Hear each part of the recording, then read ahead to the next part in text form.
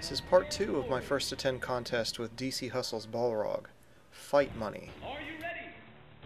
Fight! First hit, the scales have tipped. Here's the fight we've all been waiting for. There's no telling who will Here I randomly jump at him and he headbutts me.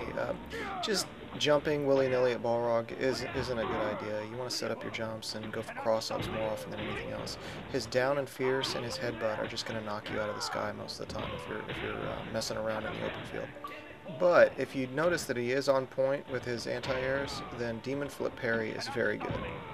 You'll probably want to save it as a trick for when you have ultra though.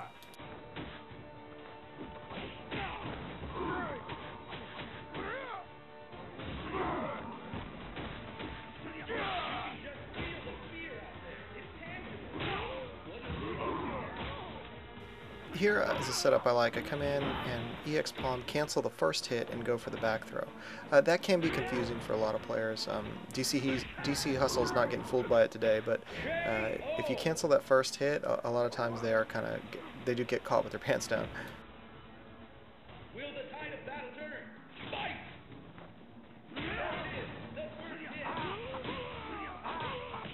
This ought to looking out for this fighter, huh? What a rush!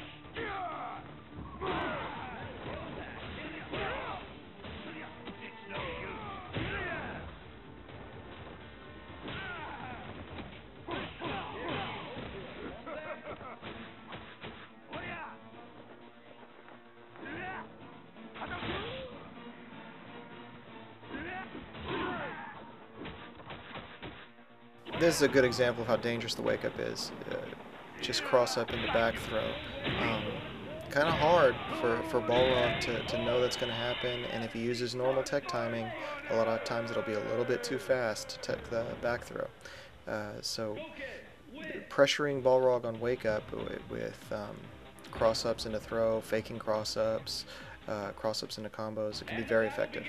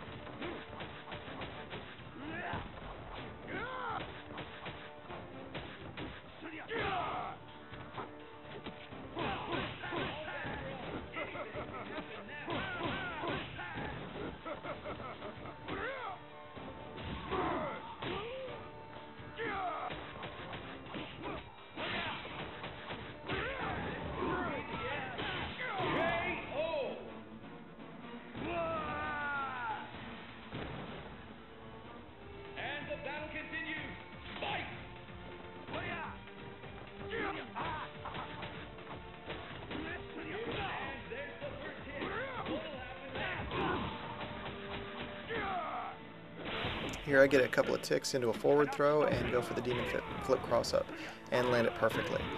That's exactly what you want to do when you go for the demon flip cross up. Of course I don't finish it, but there's a couple of reasons why it's so effective. One is that it's very hard to see. It looks like you're on the front side. And the other is you don't even know if it's going to cross up a lot of times because the timing is so tight. So it's really tricky.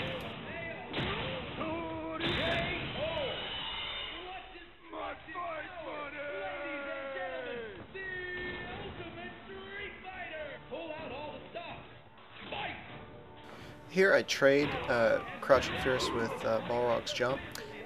Basically, the closer you are to Balrog when he jumps, the more effective that's going to be. If he does it from long range, then he has the chance to stuff your Crouching Fierce. If he does it from too close, then you'll just beat him straight out.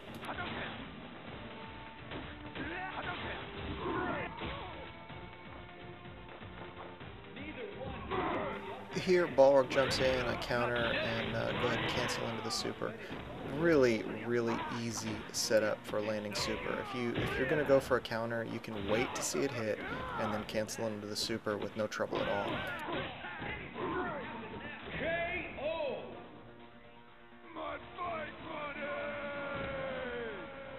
Gouken, win!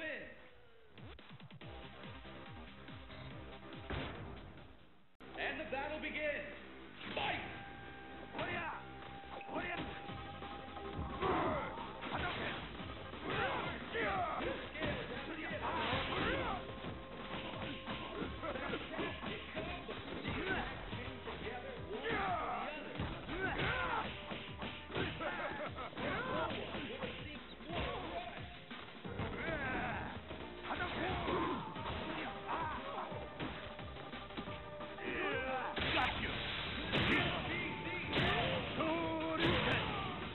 So I'm gonna go for demon flip cross up after ultra, blocks it front, and then it teleports me to the back for the extra cross up pressure.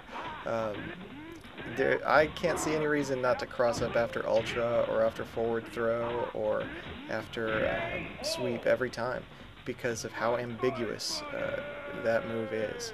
And the better your timing is, you can really, if you can land cross up quite a bit, then you can start, if they start blocking it, then you can start landing it from the front for full combos as well.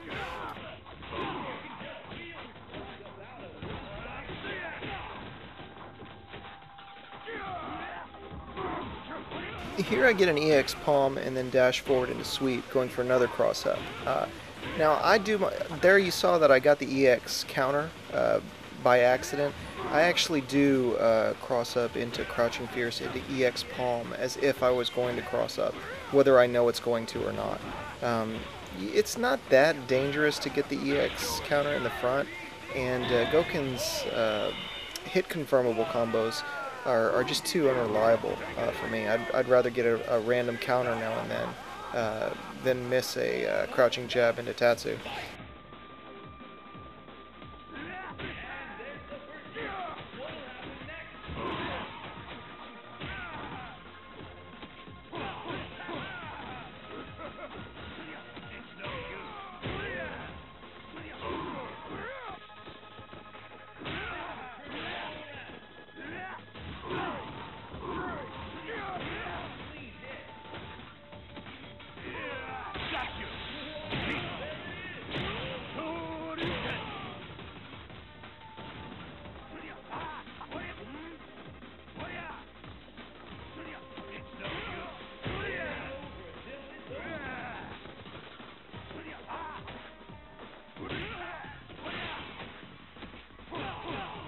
Here I'm going to do a wake up random EX Tatsu.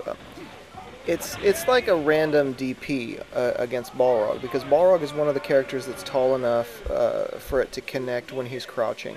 And since he does like to crouching jab or crouching short you quite a bit on your wake up, then it's not as bad a guess as it is against one of the shorter characters.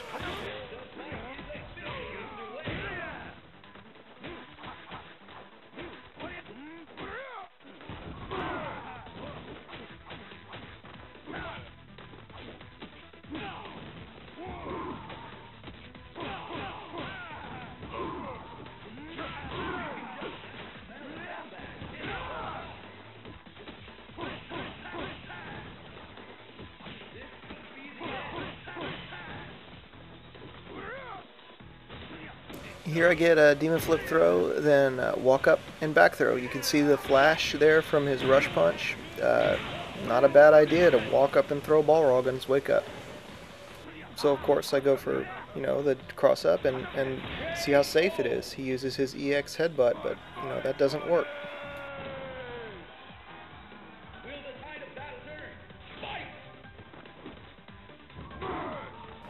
Here I get a back throw with no ultra, and I just do the Tatsu. There's really nothing wrong with that. It's 185 damage, and you never have to feel bad about having done it. I mean, you don't get any pressure options afterwards, but it's not as unsafe as going for it after an EX palm, because there's more involved in that and fewer frames to land it.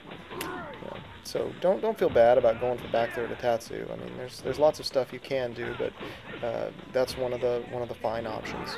In fact, if I always used roundhouse Tatsu after back throw and always used medium punch palm after EX palm, then my record would be affected positively, not negatively.